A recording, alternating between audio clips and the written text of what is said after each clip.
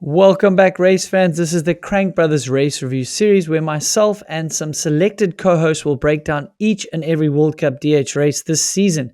Crank Brothers is synonymous with the DH racing circuit, last year celebrating an incredible 14 years in a row of Elite World Champ wins with that mallet DH pedal. Now, they also won the 2024 World Cup overall title on the pedals.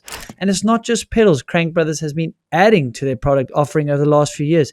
And now a whole host of race winners and podium contenders are in their shoes. Riders like Ronan Dunn, Andy Cole, Bernard Kerr, Ocean O'Callaghan, Lucas Shaw, Camille Balanche, Troy Brosnan, and Benoit Coulange, plus many more. And in other exciting news, Commensal Makov will be running the Crank Brothers wheels this season. Now, I'm personally blown away by the shoes and pedal combo. I am a Boa Mallet shoe guy myself. It is easy the best shoe I have ridden. Sports fans, I'm so excited. We had a brand new track in Thuile. Wyn Masters was on the ground. I was catching up on his Wyn TV, which was pretty awesome to get the interview. So I know he's got the info for me. But you were out on track as well. I heard there was a lot of buzz and excitement, track walk, and then a couple runs in, everyone realized how rough it was going to get and how challenging it'd be to hold on. Tell me about it, Wyn. What was it like being on site, new track? Looks like the course builders did an incredible job. Yeah, it was definitely one of the best World Cups we've seen for quite a while. Just to have a fully fresh track, first time since Poland last year. So everyone was super excited, but it got really gnarly within half a day, really. And a lot of riders kind of were like, oh, well, that wasn't quite what we expected. And they were straight in the deep end. So, yeah, it was a proper World Cup track. And I think actually the biggest elevation drop we've ever seen, or I've ever can even remember. Champery's got 580 and this had 680, I think. So it's the largest amount of elevation drop we've seen in a World Cup track for a long time. So it was a proper track. Yeah, it sure looked at it. It's probably one I wish I was on site, probably watching, I think, I did the stats leading it. It was like 641 meters of elevation drop. Yeah. And definitely the steepest World Cup track we've had in the modern era, if not ever. It looked incredible on the broadcast, but what I remember seeing is watching some GoPros, and it looked visibly steep and a bit terrifying for me, even on GoPro. Then it's steep. Like, what was it like to ride? Yeah, it was so steep, but the thing for me was that it was racing like it was a fast track rather than a steep track. Normally, a steep track often can be a bit slower, whereas the speed on this track was still pretty high for how steep it was. And some bits you're just kind of dropping away and hoping that you could hit the corner at the bottom, especially in the first few runs. You're coming in quite hot in some bits where you don't know if you can slow down. And there's sometimes, like as a heavier rider, I was locking the front wheel trying to slow down for corners. There's like one high line in the top section where it had like really steep high line into a tight corner, and I was struggling to slow down for it. Like you'd lock your front wheel up. It was pretty gnarly. Yeah, man. I visually saw that as well. Like, steep normally means super slow and techy, but I mean the sheer speeds were insane. So, I mean, just props to the track builders. And then what was the rumor? They spent 70,000 euros on that last sort of ski feature down the ski piece. Like, they seem to just throw it all. So, I guess for the riders, careful what you wish for, getting a brand new gnarly tech track, because it's going to get beat up. So talk to me, man. I mean, how do we not start with probably Jackson doing 4 in a row? It hasn't been done since 2012 with Aaron Gwynn. I mean, it's a year off from racing, right? So he came out that year in elites, almost won the title. Then he has a whole year out, and Yeah. I mean, it's pretty insane what he's doing now, and how easy it looks from the outside, right? Obviously, the riders will say it's not that easy to win races. Gwyn has said that many a time. I'm sure all the greats will say it's not that easy on the inside, the pressure. But for him to deal with qualifying fastest and backing that up is just, I feel like that's equally impressive as the riding he does on the bike.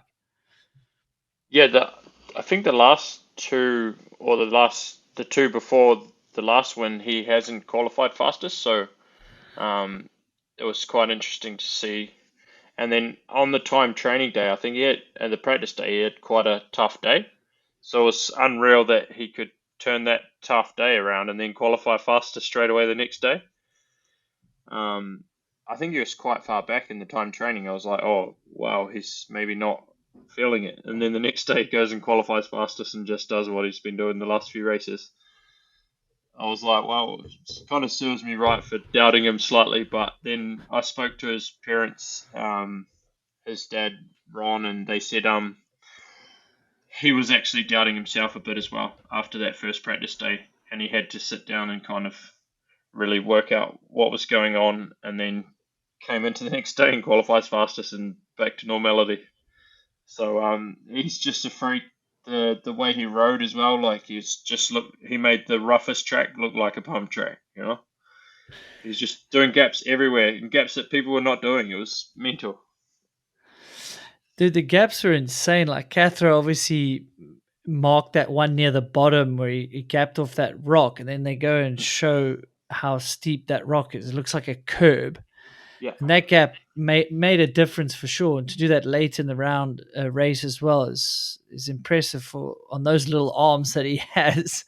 But you're right. He's just able to be so light and pick the bike up and pre-jump into certain things. And he gets the bike then on the ground earlier than some. So then his braking can be earlier.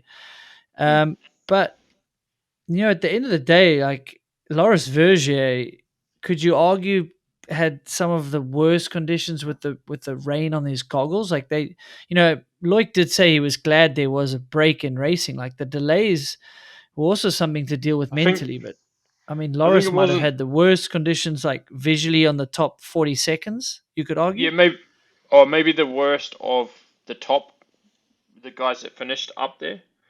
But I think it was Pinky and someone else that had like really bad. There was someone that, or maybe Taprella. He was pulling a roll off already after 40 seconds. So then you know that it was pretty bad. I think Loris came down pretty early because he was. Did he have to go to Q2? I'm not sure.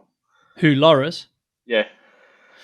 No, Loris was early, but it wasn't Q2. But he was like an hour and a half Mm. And there were so many before delays. Jackson, and maybe the hour and a half was inclusive of the two delays, right? The Yeah. broadcast camera issue, and Yeah. then obviously Ronan Dunn getting airlift. So yeah, healing vibes to him. That crash came out of nowhere. Yeah. It I didn't don't know. even seem like he was doing anything crazy. Just sort of tucked the front out of nowhere. I don't know what he hit to do such a front flip through there. But his whole run before that, he was on a knife edge the whole way down, um, in classic Ronan style. So I was like, this was a Ronan run, and he was doing what he does best, like just all in everywhere, and kind of like a little bit wild, which he hasn't been for a while. So it was back to his old self, and then it was just unfortunate to see that crash. Probably gonna take the wind out of his sails a little bit for a while, I'd imagine. Yeah, I mean, I kind of called that the track like this. I was guessing could really be good for Ronan if if you get down in 1P, so you get down clean. Like if you throw caution to the wind on these styles tracks, you can have a crazy good time. Yeah, But you see some guys, if you just miss your braking on these steep sections, you get stood up so much in those turns. As much as like steep tracks, you would say when you can get away with a mistake or two, but there it seems like they had these steep chutes that if you didn't get the braking right, you stall. Like Acer in yeah, the junior category, like it just comes to mind. He stalled in one of those sort of chutes into the right hander. But yeah, dude, how sick was the track? Just like amazing racing. These guys just they're just incrementally upping the game. Like Jackson's now on this tear, and you can hear Loic going, "Screw the overall ride." He says to you, I want to try beat Jackson." So he's going to up yeah, his speed. He's seemingly doesn't want to yeah. settle for just these podium rides and being there at the end of the season. Yeah, Loic is definitely pretty keen to get one up on him, and I imagine he'll go all in this weekend and Andorra at the next one because he's getting frustrated to be missing that top spot. I guess he's like just not used to having such a time in between winning a race, and he probably is fired up for that. It sounded like his dad was giving him a bit of a hard time as well. So his dad's probably his number one critic, and that's probably why he's so good. And probably doesn't cut him much slack. But Yeah, I enjoyed hearing that, but he was like, "I'm used to it." yeah, But what stood out? What stood out was the fact that he went for that gap at the top. That's unlike Loic to change his oh, strategy, right? yeah, especially he'd never even done it. He only saw it on the junior broadcast, and then suddenly he's just trying to do it in his race run. That's some junior style racing, like you wouldn't normally do that at the top of your game. Like maybe Jackson might try something like that, but you wouldn't expect Loic to be doing that. And it just shows how much he wants to find something on track to give him some more time. And if he'd landed that cleaner, it would have given him a bit more time. But he cased it pretty hard. Max Elrin did it like perfectly, and it looks so unreal. And Henry Kiefer is the one that opened that gap. And then Jackson didn't actually do that gap, which was quite interesting. I thought he would. I was like, oh, surely Jackson's got that one up his sleeve as well. But he had one further down that no one else did. So he's kind of he had all the gaps, but he didn't do that one. And then Loic tried that one. But I mean, it's testament to how much Jackson is pushing him, because you would argue that you shouldn't be, number one, doing gaps like that you haven't done, but also that's like Yeah, not really a Loic thing. You would say, like you said, it's a Jackson thing. So to yeah, me, Loic's not really taking his own advice and saying, I'm just going to focus on myself and what I can do better. Like you say, he's almost desperately going, okay, I think that gap is going to be like, it could be quicker. I haven't even done it, but I'm yeah, willing to do it in the race run. Like, good for Loic. It's exciting yeah. for us. I would argue, I don't know. I mean, I'm not up there with a stopwatch, but the way Jackson didn't jump it was pretty damn quick as well. Mm, So yeah, I guess if you butter it and you don't break into it, for sure, it will be quicker. You'll get the tires on the ground quicker, and you better be better in the right. But the way Jackson yeah. just kind of pumped both those rollers was pretty quick as well. Well, I think Jackson also rips the berm and then he doubles something after that right out onto the ski piece. And then further down, he does like this little hop and then did like one quite big one onto the road before you drop into the steep highline. And that one, I don't think anyone did. So there was there was like a little setup one to make it happen over this hole that before you dropped into that gap. So he did like a little setup one there and then another one. And I don't think anyone else even was close to doing that. So he's definitely knows how to do a gap when there's one on track. But yeah, it was Yeah, sick to watch. no, for sure. But I mean, like, he did win the race, but by point six, like, I think, I mean, we did call it coming in, is like, Loic's going to be good. He's motivated. Loris going to be good. Those two, I wouldn't call it a big advantage, but, Loris being an ambassador, seeing the track before, maybe mentally sort of getting adjusted Yeah, to how steep it's going to be when they come there. Like you said, maybe Jackson struggled early in practice, and those guys would have just had a little bit more of a gauge and understanding of what the track was going to be like, and they delivered. I mean, they really did. Like Loris's run, I mean, he was also doing high lines and setups that some guys were not getting to. Like, I thought that was one of the most sort of quite attacking runs by Loris, if that makes sense. yeah, yeah. Normally he doesn't attack as much. He's normally just really dialed. Yeah, you like, So it doesn't look like he's going quick, but then the time yeah, shows up. You're like, that is it's insane. crazy. Yeah, yeah. Loris probably really wanted a result here, especially because he's like the ambassador for the region, and he kind of needed to deliver for the team as well, with Amaury running on fumes, I'd imagine, with his 10-day-old plate in his collarbone. You can't really go past a tougher rider than Amaury to deal with that and still get in the top 10. He's like made all that effort and it's actually paid off to get some points. Like whatever he's trying to achieve, he's still performed in the race. It's a huge effort.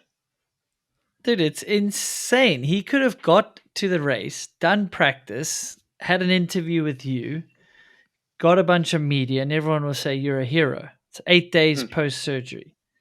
But Yeah. no, he's gone and got it into the main event, which is harder than ever with 30 riders. We're not going to harp on that we would hope it was more so we could see Amaury race on a broken collarbone or a plate. So we say a plated collarbone. I would guess they plated it. Yeah. And then he goes and apparently goes straight to the engineer Arthur and says, how are we going to get this bike quick? I didn't come here to get 30th. He gets 10th. He got 14th or 15th with a bloody perfect body and a decent run at Ludenville, wherever he had that subpar result to his standards. Yeah. He just got 10th in the world, the most stacked field on one of the gnarliest tracks of the modern era. Just digest that for a bit, Wyn. I mean, that might be the ride of the week. Well, I think there's no one else that would pull that off, I don't think. Like, with such a turnaround, and then on that track too, like, how can you even hold on? Because the track got so rough. There's so many, like, kind of hidden holes where you had to brace. Even if you watch Ronan's GoPro, I think it was from time training, he's making noises everywhere because he's going, because he has to brace so hard for all the impacts. He's, like, really loud. I'm like, he sounds like he's in the gym, like, and then Amaury's there with like a fresh collarbone, taking those impacts. It's mental. No, it's like, beyond he mental. He said it was really. What did he say? What did he say for the pain and stuff? It's crazy sore. Was he obviously on painkillers? I didn't even ask about the painkillers, but he said after the first half of the day on the first practice day was cool, and then the second practice session it was painful, and he's like, "Oh, this is hard now." And you could see he was like really built up quite slowly as well. Like he was quite careful how he was riding, but it wasn't a track that you'd go to and ride down thinking, "I don't want to crash." It's not a very good track for that.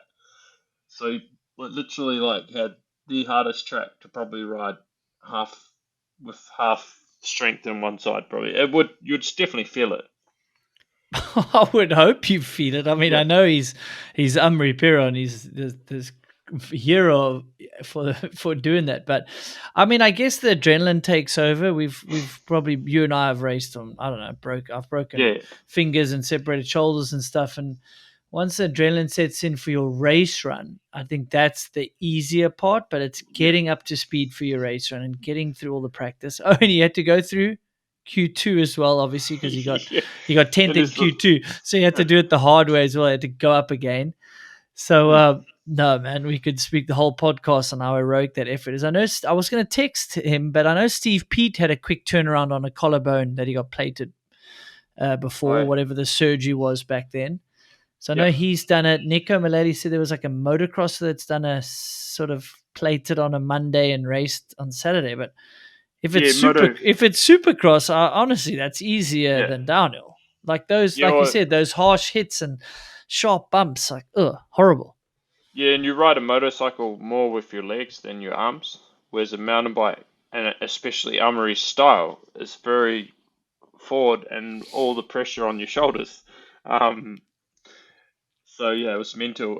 Jorge Lorenzo is the one in the MotoGP. I think he broke it on Friday, raced on Saturday. Like, yeah. I mean, it's still heroic, but it's on tarmac. Yeah. It's a little different. Yeah, and they've probably got the best painkillers in the business, you know. So. Yeah, I want some of those. That'd be sick. What are the standout rides? I mean, we've got. Do we call it top 5 now and not a podium? We've got Kiefer and Lochy in the top 5, right?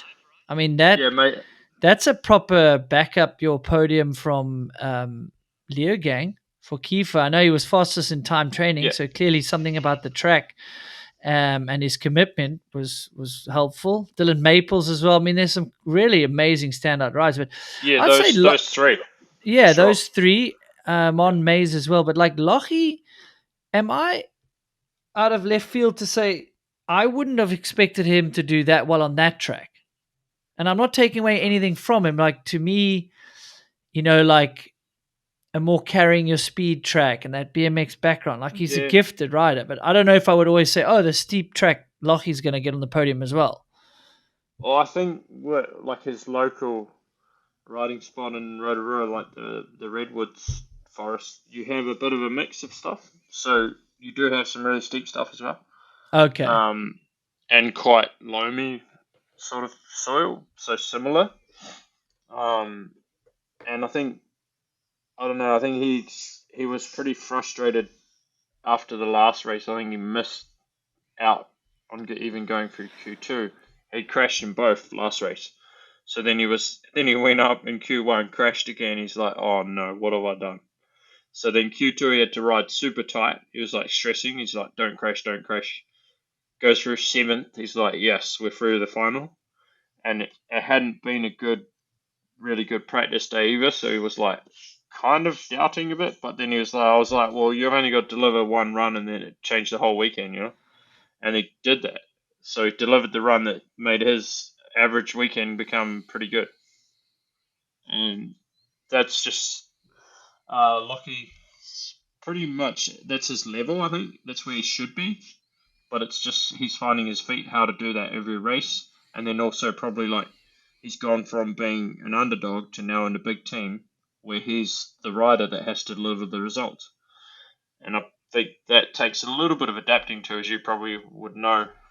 You've been in track factory racing at one point in your career, so it's just like learning that adaptation and becoming a true professional.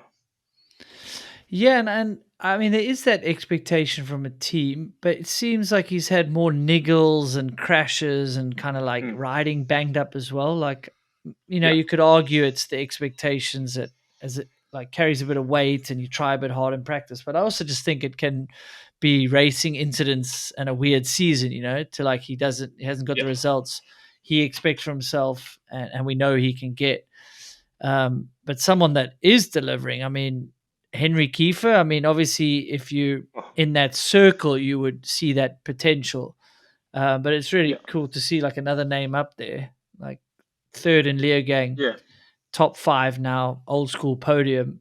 I mean, that's a pretty successful season after Leogang. So you can ride a little Mm. bit freer, but you've still got to go and do the runs on these gnarly tracks. So it's just scary to see all these names popping in here, man. Look at all the names in the top 10 at this race, and Dylan Maples again, Yeah. Martin Maes, that's a cool ride. Is it someone was saying he was, I don't know if the word was bored, but he wasn't quite, like not not if he wasn't motivated, but like he was struggling with like Leo Gang and other like kind of more simpler tracks. Yeah, I think that all out pace on like a less technical track he didn't like. And it everyone else has raced those for years. He's not been racing downhill since 2018. He did a little bit of downhill.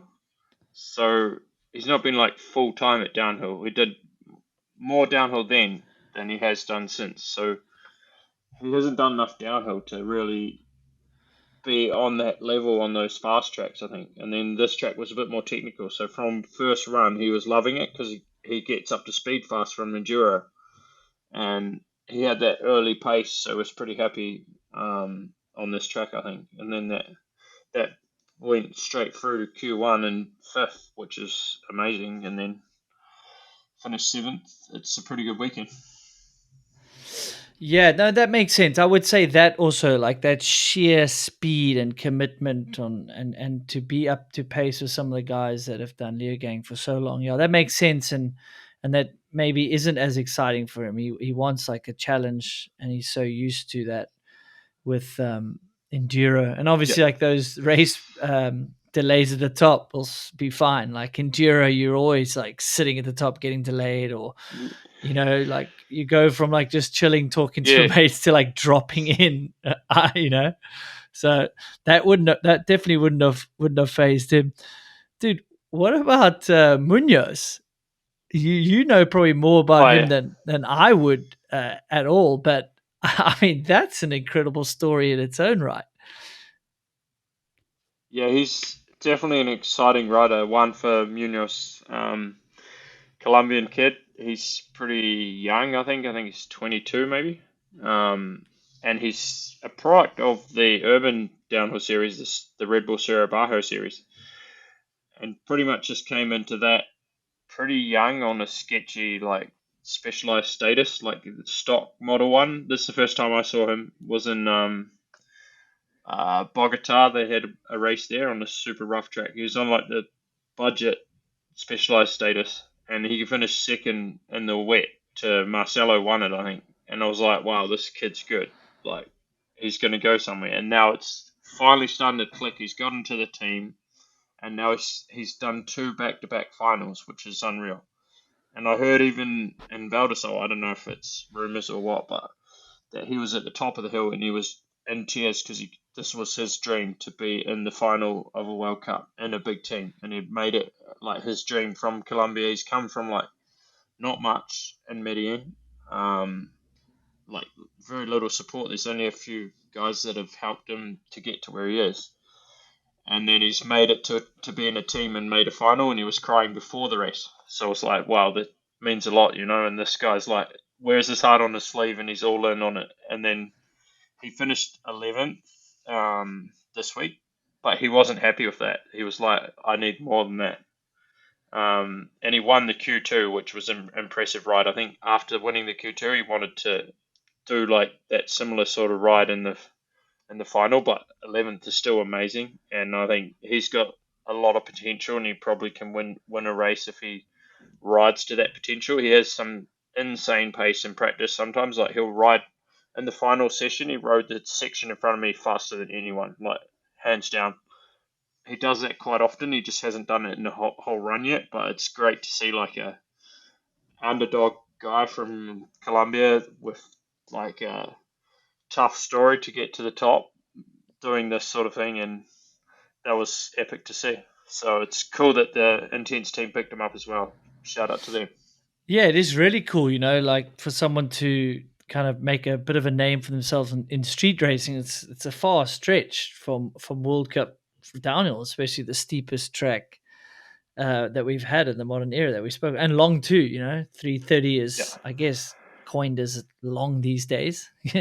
yeah, Besides your Fort William and a Mount St. Anne. So, yeah, I mean, those are the underdog stories that we love seeing. I mean, you're the freaking running the privateer project, so it's preaching to the choir for you, but that's where our opinion comes from, and how many people we want in the final, and how we want the sport to go, because these stories, yeah, I think, are totally. amazing for the masses as well. They're amazing for new people Yeah, to hear about a guy from Colombia, from tough upbringings, and we both know how tough it is to go overseas from with a currency that's not as strong as a euro, not as strong as a dollar. So it's so cool to see that, and I know that you know seeing guys like that. And then there were guys that I haven't followed as much that are making the final, and I mean, I have followed Palazzari, I have followed who else? I mean, I know Hugo Marini. He's almost a fill-in rider for, you would yeah, argue, for Scott Downhill, and he was the only one to make the final.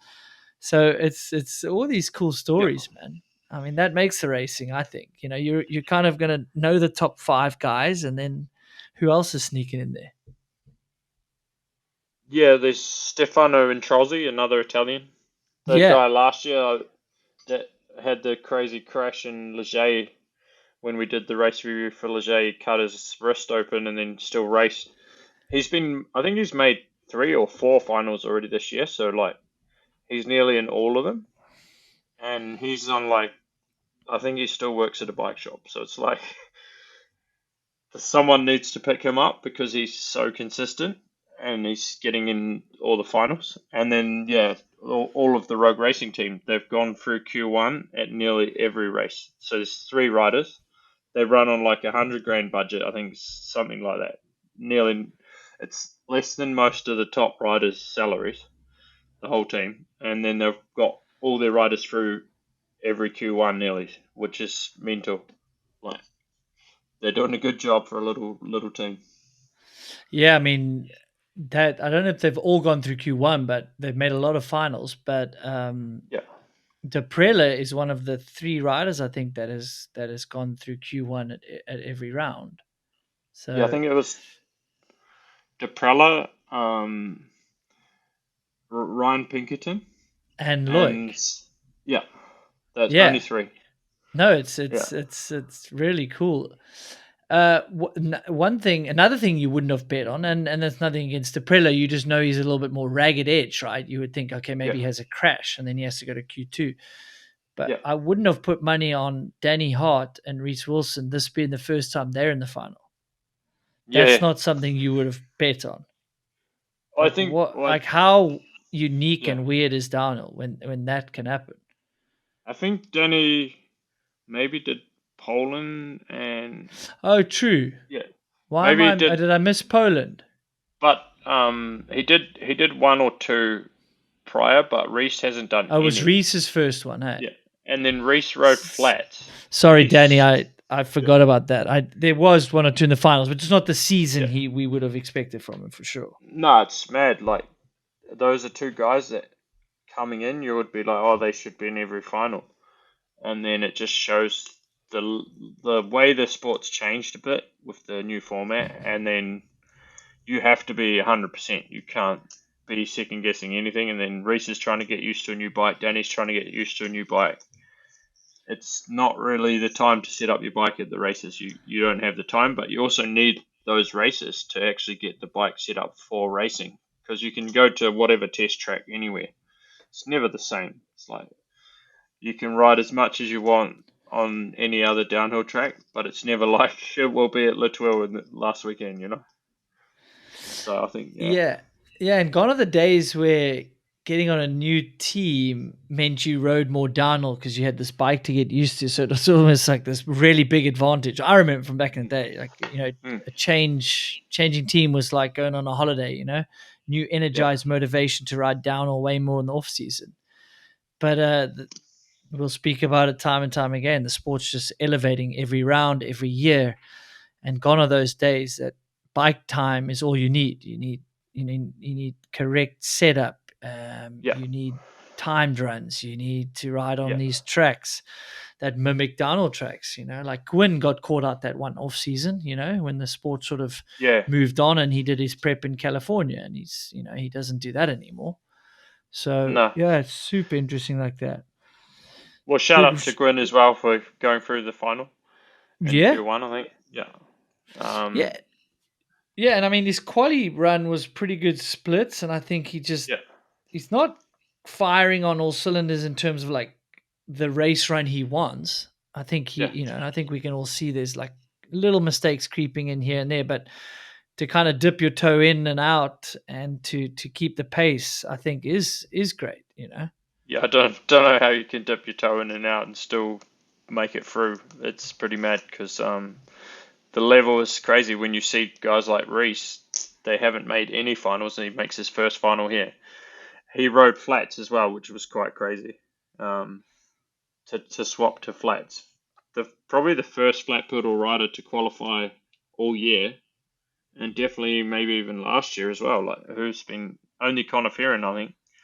So yeah, cool to see. And that was probably a track where you could ride flats, but I imagine it's still hard work in some of those steep rough bits where you're getting bucked a little bit to try and keep your weight back. Oh yeah, I mean, so much more physical in those sort of areas. And Conor Ferrin, I've got an episode I must still drop with him. I mean, he just said it's 100% faster on clips, but he just refused to do it. He just wasn't Yeah, gonna. He just wasn't gonna do it, even though he knew it would be faster to be on clips. So, yeah, props to Reese. I mean, we know he's doing all these creative lines basically for the sake of it in places. I thought yeah, that's why he came came off, but it wasn't. It was a burp tire and tire pretty Yeah, much coming off the rim. But I thought, yeah, that would have been ironic if he had crashed doing a creative line, trying to cross over another line, but that wasn't what happened. But no, I mean, dude, these are the stories, him yeah. throwing on flat pedals, him doing creative lines. It's super sick. So we spoke about Jackson. I mean, Syndicate had pretty horrendous season last year to Yeah. their standards, but now they got a double win. Nina Hoffman, I mean, pretty much 3 seconds. Oh, yeah. Hell of a comeback because I was there for that crash in Leogang and that was horrific to see. And then she definitely had a concussion from that, so she hadn't really trained much. She's not like normally she does a lot of training. She's probably like one of the hardest workers, I would say, in the women's field, and she'd probably be the strongest if you did like a physical test on everyone. Because I think she has a background from athletics, maybe javelin or something. Um, so she knows how to train, and then she hasn't been able to train properly the last few weeks. And then coming in here, she was doubting a little bit, I think, but then just her prep, you could see that she didn't get tired in that final. And the others, they fatigued a lot. You could see them visibly getting slower in the bottom two sectors. And she just kept that same intensity the whole way, which gave her a nearly 3-second win. And epic for the team, double win. So they're going to be pretty happy. Yeah, Wyn, I couldn't agree more. I mean, wasn't there a pick or a rumor that she picked up her bike overhead with one hand? So, I mean, she's fairly safe to say she's one of, if not the strongest ladies out Yeah, there. She'll say that. I mean, she'll probably be confident in that. But that was visually pretty clear, the way she rode the bottom half. I mean, she rode everything great, attacking, really what we expect to see from her. And she's just had these injuries and the crazy, I mean, in another world, she wasn't racing the end of the rest of the season after crashing in Leogang. So I think that's where she definitely won the race. Like how attacking she was, but how she said she wasn't going to ease off at the bottom. And then she was surprised that she didn't quite get fatigued. She just kept pushing. yeah. I think I saw something where she said she came down and then she was like, I could just go up for another run or sweat. I was like, there was not many people feeling like that after that race. So yeah, pretty impressive. And then you visibly could see it on the live stream. She was pushing the whole way. She said her race plan was fatigue management, but it looked like she was already going for it right from the start. It didn't look like she was trying to manage the run too much. I think she just gave it everything the whole way down. She told her mechanics she wanted to do fatigue management, but I think if that's her fatigue management, it's pretty solid. She's definitely that's I guess all of her training paying off at the time because she hasn't trained much lately. But sometimes that little break is actually good for you when you're someone that trains all the time. You actually get really fresh again, and that off-season training that she does probably is more than what some of the others do. I'd imagine just from seeing I've seen a couple of videos that she's put out sometimes, and she's got quite the workout routine from what I see. Yeah, I mean that's well said. A little bit of break can be good, Is probably a little bit of a Yeah, traumatic crash as well at Leogang, and just let the body rest, the mind rest, and maybe subconsciously is just kind of fired up to get out there. And a happy rider is a fast rider. The vibe in Santa Cruz Syndicate is that's kind of what they preach. And then just like seeing on the side of the track some of the little clips and interviews, like she was buzzing for the track, right? So that's kind of a cool recipe, shall you say? And like someone like Seagrave, Tawny, did you chat to her at all? Did she yeah, mention she got fatigued at the bottom? That's what it seemed like. Like maybe a bit of fatigue, you make one of two errors, and then you just kind of you don't get going on the last split or two, and you just give away a lot of time. yeah. And if you can win the last sector, second last sector, as we've seen, that counts a lot Yeah, towards your result. I think she won the first two sectors as well, Tony. So she always comes out of the gate swinging. Um, but then yeah, she said she struggled. She's still working to find the bike setup, and it was probably quite a hard thing to win the first race of the year, and then now you're like, oh, where do you go from there? Unless you're going to go on a Jackson roll and win everything. But there's only really one Jackson Goldstone, so yeah, it's a pretty hard thing to do, and that's what Valley used to do in the women's field. But then she's been kind of challenged a bit more now, and I think that's a hard position when you're used to being the leader and winning everything as well. So it's quite a. I think Valley wants to win a lot, but sometimes that desire is actually a negative because you push too hard, or it makes things sometimes harder when you want it too much and you're used to it before. So yeah. And she is almost, she's brought this problem on herself by being so dominant over the last year or two, and everyone else has stepped up. With Gracey coming up, finding her feet, finding wins. Nina Hoffman now with that sort of a win. Marine Cabarrou. I mean, Marine Cabarrou's got 10 wins. I mean, that's snuck up on us. She's got 10 World Cup wins, same as Tani, same as Miriam, I think, or someone. Forget the stats. I've got them written down, but I mean, that's crept up as well. So you've got all these ladies that on their day can take it to Valley. And Valley went on the run and you've got the momentum. It's definitely easier than it is now for her. But she's mentioned it hasn't feel any slower. And I thought that run looked like a run in the past where she would have won. Yeah. It did. Yeah. It seemed attacking. It seemed aggressive. She's putting the bike where she wanted to, like kind of like a little bit Jackson-y, hopping when she wants to or needs to, getting high lines, like all those sort of things. But now the level is just so high in all the categories, every category, junior men's, junior woman, all the same. It's like there's no easy win for anyone now. Yeah. I mean, we're going to keep saying it, isn't the depth of field is just, it's insanity at the moment. You are probably not eating enough fruit and vegetables and you know it. And this is going to help. Good news for those of you thinking about using AG1 or those already using it. They have just released their next-gen formula, which is more advanced, clinically backed version of the product. I've been drinking every single day for years. The same one scoop ritual now with an even more comprehensive formulation and 4 clinical trials behind it. AG1 has been a game changer for my mornings. It sets the tone for my day, helps me feel my best, and I genuinely look forward to it every day. AG1 Next Gen has been shown to help fill common nutrient gaps and support gut health, even in people who already eat well. In one study, it boosted health bacteria in the gut by 10 times. They've added more bioavailable nutrients, enhanced probiotics, and invested in real science, which is very rare in the supplement world. AG1 Next Gen is also NSF certified for sport, which means it's tested for over 280 banned substances and trusted by elite performers who can't afford to guess. Clinically backed with an advanced formula, this is the perfect time to try AG1's Next Gen if you haven't already. Plus, if you're still unsure, they have a 90-day money-back guarantee. You can buy it, try it for 3 months, and if you don't like it, they'll give you money back for the entire lot. And right now, you can get a year's free supply of vitamin D3K2 and 5 free AG1 travel packs, plus that 90-day money-back guarantee by going to the link in the description below or heading to drinkag1.com/moving the needle. That's drinkag1.com/moving the needle.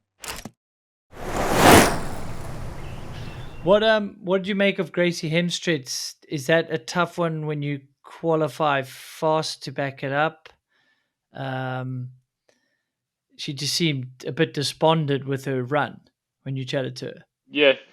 Well, I don't know if you saw on my social, I had that clip of her bouncing off a tree on her first practice run of race day morning. So it probably kills the confidence a little bit when you know that you could have had a day or season-ending crash your first practice run. And then I think, she's still learning to be in that position of like the leader. So that's all new. And then to deliver third still is a great day, I think, still. Like, as far as the team goes, and I think Greg's actually doing like an amazing job with that team and helping all the riders. Like, he's way more of a rider mentor than I would have ever imagined him being, and he's way more in depth with the rider setup, the body position, and the suspension than I would have thought he would have ever been. He was working pretty hard on making sure everyone's bike setup was really good, and if we saw in Bodie's speed on Q1, he had a crash and he was still ninth. So he had the potential to do something amazing. He just went out of the track on the second corner in the race, unfortunately. But everyone in the team is doing quite well now. And that effort by Greg, I think, is all paying off, and Milway as well. So it's quite good to see that team really starting to be one of the bigger teams on the circuit now. And all of the work over the last year, like I think last year was a pretty hard season for them, now it's paying off, so it's cool. Yeah, Sven mentioned as well, like you don't know where Greg would have fitted in, but he's fitting in amazing into that role. Yeah, You know, he's been focused on himself for so long, not in a negative way. And then to transition so quickly into that role is cool to see. And I have heard it from Danny himself and from you guys and seeing that. But yeah, I mean, as you said, I didn't see your clip. So for Gracey to have this crazy moment crash, like you're gonna probably yeah, spook yourself, you know. And of course, third yeah, is a great result. I didn't mean anything by that. It's just like I guess she's gonna start having yeah, expectations, and you know now it's like a few years ago, Danny in the wet. Oh, it's wet yeah, now. Danny's gonna do well. Well, it's steep now. Gracey's gonna destroy the yeah, field in the steeps. You know that starts becoming a bit of a weight on your shoulders. You know when there's so many intricacies into downhill and into being on top form on your one run. You know on a yeah, given day. So, but someone that had a moment, but somehow kept it together. And I did. When we'll chat about the fantasy in a little bit, but in the fantasy pre-show, I thought Cammy had a good chance mm, to have a good result yeah, here. You know, she's so technically good.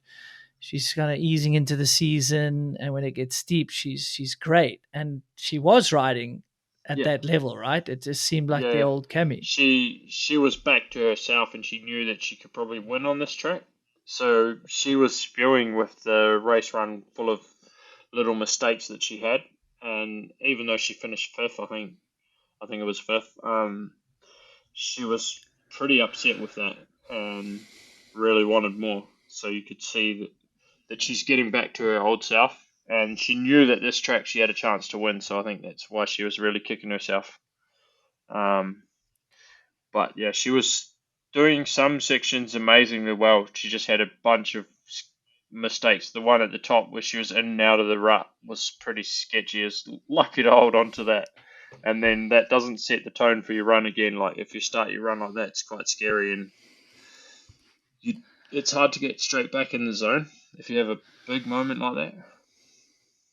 So yeah, yeah, Yeah, definitely. I mean, we saw that with Lucas Shaw. Speaking of MotoGP, almost high siding or undersiding off the bike. So yeah, you're right. It is hard. yeah, It kind of might spook you a bit where you're like, okay, I yeah, can't go too crazy because then I will crash. You know, it is a fine line to just go back and mm, attack like that didn't happen.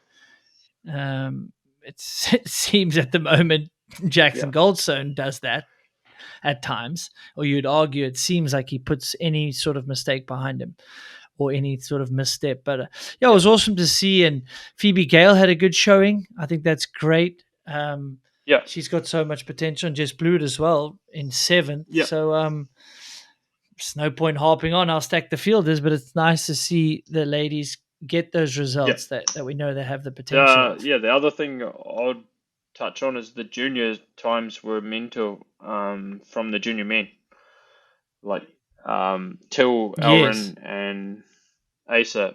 I think Till was third, maybe. I think he was third, but if not Yeah, fourth, I third or want to fourth say overall fourth. fastest. 328.2, Yeah, 328. Yeah. yeah. Okay, so he would have been And then fourth. Loic says they should So put He them was on the in same with him. second as Yeah, Loic. Yeah. So I Sven kind of caught me a little bit off guard with like dropping these rumors, which I'll ask you to just drop like a random rumor. We'll add that as like a topic Yeah. in these podcasts. I just want to get some clarity. But Loic mentioned maybe they should just put Mm. them in with the seniors. So a couple things, and I want to hear your opinion, but I'll just give you like all my opinions Yeah. are not like good or bad, or they should scrap the juniors. Sven mentioned like there's a rumor that maybe the juniors go away. So if we say hypothetically, the only way I would support it is I think we Yeah. need more men in the final if we Yeah. were going to not have a junior category. The pros and cons of juniors. So these Yeah. juniors, you just mentioned he got fourth. So back in the day / last year, that would have been a podium if he could do it at the same time. I know Yeah. there's all these caveats, right? It's not, so if you are that good as a junior, you're wasting years for Yeah. your history books. Like they could have had some podiums by now Yeah. in the Yeah. elite category, potentially. They could have had top tens. They could have been earning Mm-hmm. elite rider salaries, right? The other thing is it puts a strain on the schedule. We're seeing them not broadcasted on YouTube, but there's whole that thing. But I just think like it's quite a lot for juniors to be, say, out of school for a few months, chasing this World Cup Yeah. dream because they kind of have to. Yeah. How else do you get a ride? So that puts a drain on the teams. I don't know. I need to ask some team managers, but it could cost 30, 40 grand to have a junior on your team just Yeah. on For a big team. Yeah. expenses and just it big team. The other thing is we were both juniors, or even when we came over as elites, barely know how to wash a pair of undies, cook a meal. Yeah. It puts strain on the team for the staff because you've got to babysit these youngsters.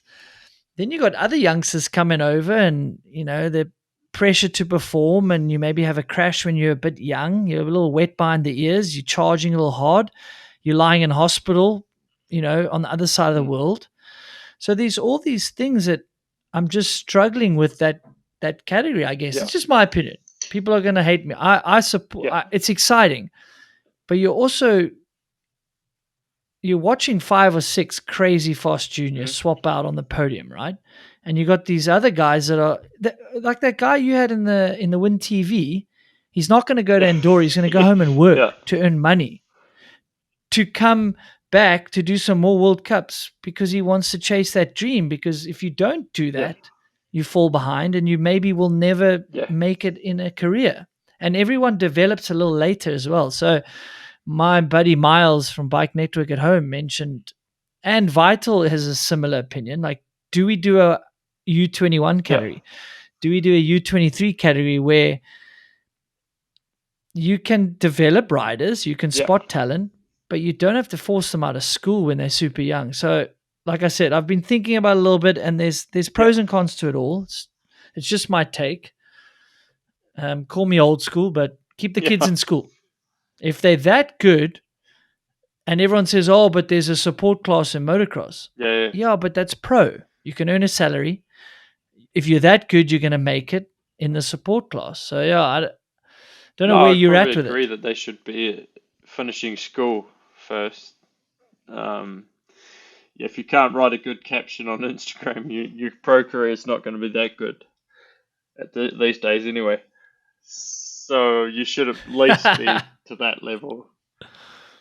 And I don't know. I think it has developed a lot, the junior category, compared to where it was when we would have been juniors, because then you're just in with the elite anyway. But now there's so many juniors, but how many make it out of each year is probably not a huge amount, I'd imagine.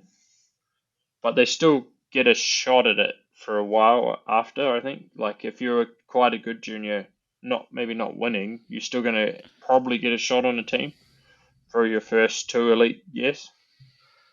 And then it does give them a chance. So yeah, I think if you take it away completely, then the ones that develop slower will be done. So you do need like those development years. But then why does cross country have under 23 and downhill doesn't? Why did we never get that? That's an interesting question. So I think we probably do need that. Yeah. Yeah, and I mean, Yeah, I mean, we can riff on it throughout the series of podcasts. It's clearly going to come up. Mm. It's just a hypothetical. Sven dropped like a rumor, but if we were hypothetically saying, like, how do we develop talent? How do we protect the integrity of the sport? I don't know. Part of me is like the under 23 category or under 21 makes Yeah. a lot of sense, because everyone develops a little bit later, and if what we're seeing is going to carry Mm. on with 30 in the final, which my opinion Yeah. is it's too little in the final. Broadcast is different. I'm not saying No. broadcast more than 30. You can even, that's up to the broadcast. Hey, I'm just saying. Then I feel like you want like some sort of development Yeah.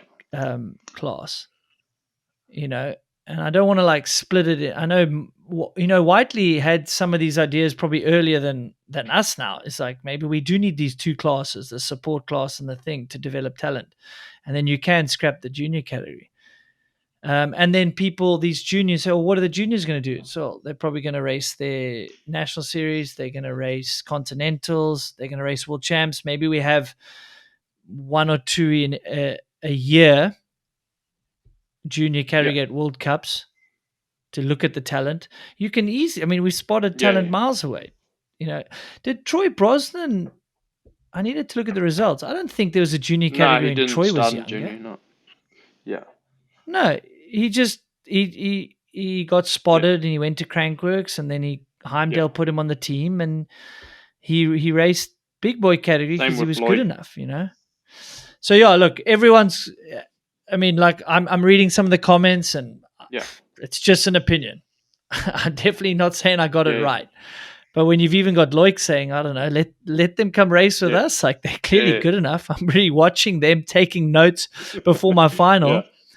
Let's have it. Bring them to the pro But I think category then already. we definitely need more riders in the final. But it sounds to me like Warner Brothers want to have less riders in the final again, which is crazy.